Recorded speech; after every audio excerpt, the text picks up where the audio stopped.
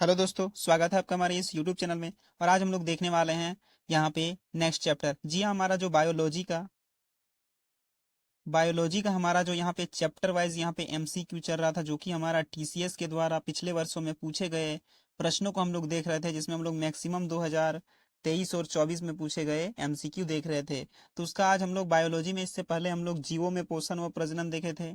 आज हम लोग पौधों में पोषण व प्रजनन से देखने वाले हैं। तो यहाँ पे हम लोग देखेंगे। तो चलिए हम लोग ज़्यादा स्टार्ट करते हैं, ज़्यादा बात नहीं करेंगे। और सबसे पहला क्वेश्चन पूछा है, एक स्थलीय परितंत्र में हरे पौधे अपनी पत्तियों पर पड़ने वाली सूर्य प्रकाश की ऊर्जा के लगभग कितने प्रतिशत को अवशोषित कर लेते हैं और इसे खाद्य ऊर्जा में बदल देते हैं? तो 1% जो है वो इसका सही आंसर हो जाएगा। यहाँ पे देख सकते हैं, प्रकाश संश्लेषण वह प्रक्रिया है जिसके द्वारा हरे पौधे क्लोरोफिल की उपस्थिति में कार्बन डाइऑक्साइड, जल और सूर्य के प्रकाश को अवशोषित करके कार्बोहाइड्रेट का निर्माण करते हैं और रासायनिक ऊर्जा मुक्त करते हैं। यह ऊर्जा भोजन के रूप में रासायनिक ऊर्जा में परिवर्तित हो जाती है।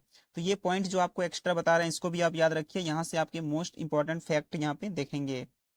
नेक्स्ट है क्वेश्चन नंबर 2। तो पोषण की वह विधि जिसमें जीव सरल पदार्थों से स्वयं भोजन बनाते हैं क्या कहलाते हैं? तो ये आपका स्वपोषी पोषण। जी हाँ दोस्तों, ऑटोट्रॉफिक न्यूट्रिशन जो है वो स्वपोषी पोषण कहते हैं। नेक्स्ट है क्वेश्चन नंबर 3 है, पत्तियों से जल वाष्प के रूप में द्वारा निकलती है डैश नामक क्रिया से। तो किस नामक क्रिया प्रक्रिया से जो है वो पत्तियों से जल वाष्प के रूप में निकलता है? तो वाष्पोत्सर्जन इसका सही आंसर हो जाएगा। नेक्स्ट है हमारा क्वेश्चन नंबर 4। तो कौन सा पादप उत्तक मृदा से जल और खनिज पोषकों को तनों और पत्तियों तक पहुंचाने के लिए उत्तरदायी है? तो जाइलम जो है वो हमारा उत्तक मृदा से जल और खनिज पोषकों को तनों और पत्तियों तक पहुंचाने के लिए उत्तरदायी है। नेक्स्ट है क्वेश्चन नंबर 5।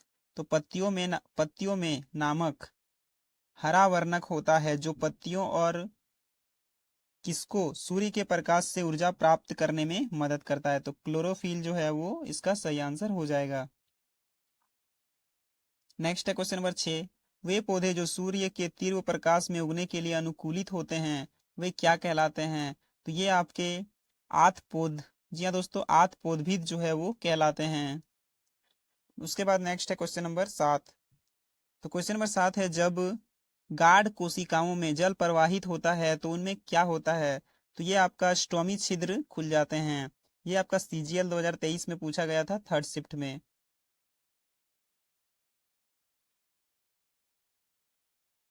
नेक्स्ट है क्वेश्चन नंबर 8। पत्ती का चौड़ा हरा हिस्सा क्या कहलाता है? तो पत्ती का चौड़ा हरा हिस्सा जो है वो फलक कहलाता है। नेक्स्ट है क्वेश्चन नंबर 9।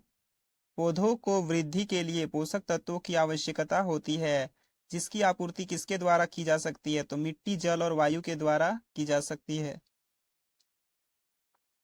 नेक्स्ट है क्वेश्चन नंबर 10। तो सभी जीवित प्राणियों के लिए ऊर्जा का अंतिम स्रोत निम्नलिखित में से कौन सा है? तो सूर्य जो है वो सभी जीवित प्राणियों के लिए ऊर्जा का अंतिम स्रोत है। नेक्स्ट है क्वेश्चन नंबर 11।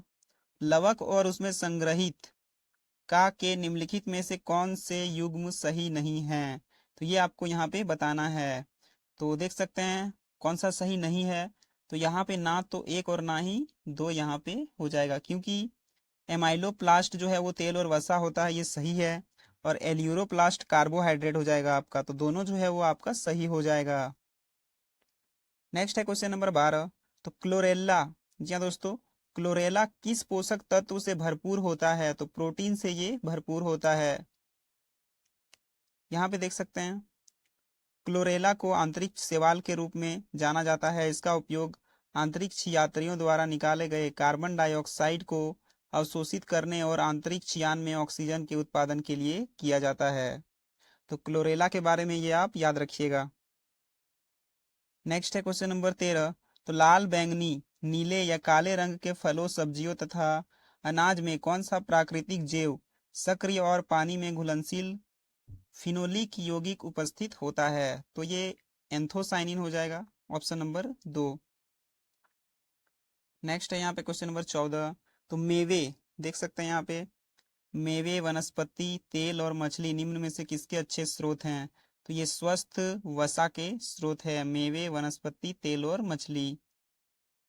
यहाँ पे देख सकते हैं एकल असंतृप्त वसा और बहु असंतृप्त वसा को गुड फैट के रूप में जाना जाता है, क्योंकि वे हृदय, कोलेस्ट्रॉल और संपूर्ण स्वास्थ्य के लिए अच्छे होते हैं। नेक्स्ट है आपका क्वेश्चन नंबर 15। तो ब्रेड, अनाज और पास्ता में पाए जाने वाले स्टार्च डैश की लंबी श्रृंखलाओं से बने होते हैं, तो ग्लूकोज की लंबी श्रृंखलाओं से ये बने होते हैं। नेक्स्ट है क्वेश्चन नंबर 16। सेब में मुख्य रूप से निम्नलिखित में से कौन सा पोषक तत्व उपस्थित होता है? तो सेब में जो है वो आपका यहाँ पे पोटेशियम उपस्थित होता है। नेक्स्ट है क्वेश्चन नंबर 17। तो न्यूमेटोफोर्स हाइड्रोफाइटा में किसके विशेषीकृत होते हैं? तो फूल के विशेषीकृत होते हैं। यहाँ पे देख सकते हैं हाइड्रोफाइटा जलीय पौधे हैं जो जलीय वातावरण में रहने के लिए विशेष रूप से अनुकूल होते हैं। उदाहरण के लिए यहाँ पे लोटस, नेलुम्बो हो जाएगा, उसके बाद वाली सनेरिया, पोटामोगेटन और साल्विनिया, हाइड्रीला, जलकुंभी आदि। तो ये सारे आपके यहाँ पे हो जाएंगे। नेक्स्ट है क्वेश्चन नंबर 18। तो भूरे शैवाल में भोजन का भंडारण किस प्रकार किया जाता है? तो जटिल कार्बोहाइड्रेट के रूप में, लेमिनारिन या मैनिटोल के रूप में हो सकता है। नेक्स्ट है क्वेश्चन नंबर 19। तो निम्नलिखित में से किस अनाज में ऑरिजेनिन होता है? तो चावल में जो है वो ऑरिजेनिन होता है। नेक्स्ट है आयरन, आयोडीन और जिंक को निम्नलिखित में से क्या माना जा सकता है? तो सूक्ष्म पोषक तत्व माना जा सकता है। नेक्स्ट है क्वेश्चन नंबर 21।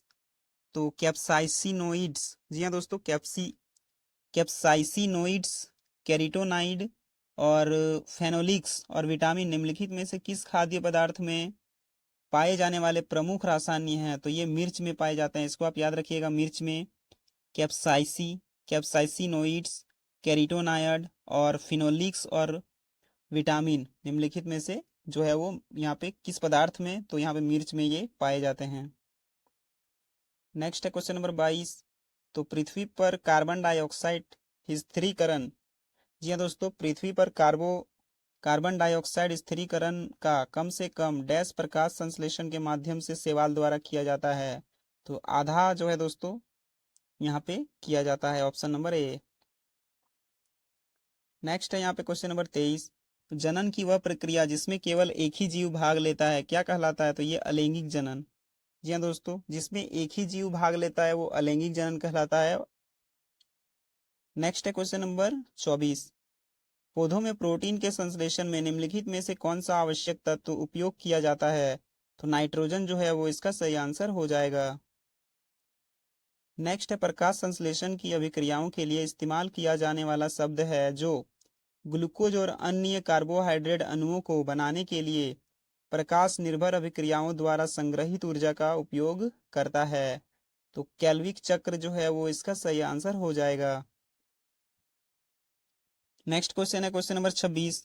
तो निम्नलिखित में से कौन पौधे की जड़ प्रणाली के कार्यों में शामिल नहीं है? तो पौधे के हिस्सों को भोजन की आपूर्ति। नेक्स्ट है क्वेश्चन नंबर 27। प्रकाश संश्लेषण की प्रक्रिया में निम्नलिखित में से कौन सी गैस निकलती है? तो ऑक्सीजन गैस जो है वो निकलती है। तो देख सकते हैं यहाँ पे सूर्य के प्रकाश की उपस्थिति में कार्बन डाइऑक्साइड, जल, कार्बोहाइड्रेट प्लस ऑक्सीजन, पौधे, हरे शैवाल और साइनोबैक्टीरिया प्रकाश संश्लेषण कर सकते हैं। नेक्स्ट है क्वेश्चन नंबर 28। तो निम्नलिखित में से कौन पादप हार्मोन विकास को नियंत्रित करता है, विशेष रूप से तनों में कोशिका वृद्धि को उत्तेजित करके? तो ऑक्सिन जो है वो इसका सही आंसर हो जाएगा। नेक्स्ट है क्वेश्चन नंबर 29। स्वपोषी जीवों की ऊर्जा और कार्बन की आवश्यकता द्वारा पूरी की जाती है, तो प्रकाश संश्लेषण, जी हाँ दोस्तों, इसका सही आंसर हो जाएगा। उसके बाद नेक्स्ट है क्वेश्चन नंबर 30। तो क्वेश्चन नंबर 30 है फसल उत्पादन के लिए पौधे और मृदा विज्ञान के अनुप्रयोग को किसके नाम से जाना जाता है? तो एग्रोनॉमी के नाम से जाना जाता है, ऑप्शन नंबर सी। तो ये थे दोस्तों आज के 30 क्वेश्चन जो कि हमारा यहाँ पे कौन सा चैप्टर से था? तो यहाँ पे आप देख सकते हैं पौधों में पोषण व प्रजनन से आपका, जिसमें हम लोग आज 30 एमसीक्यू देखे हैं, जो कि आपका एसएससी टीसीएस के द्वारा पीवाईक्यू पिछले वर्ष में पूछे गए प्रश्न थे। तो ये मोस्ट इंपॉर्टेंट है दोस्तों, आने वाले रेलवे के एग्जाम के लिए बहुत ही इंपॉर्टेंट है। इसको आप जरूर देखें चैप्टर वाइज। आपका जो है दोस्तों यहाँ पे 24 तारीख से पहले आपका बायोलॉजी, केमिस्ट्री और फिजिक्स ये सारे जो है वो आपका कंप्लीट कर दिया जाएगा। तो ये सीरीज आप देखना ना भूलें, आपके लिए मोस्ट इंपॉर्टेंट है। तो चलिए मिलते हैं नेक्स्ट वीडियो में, तब तक के लिए धन्यवाद।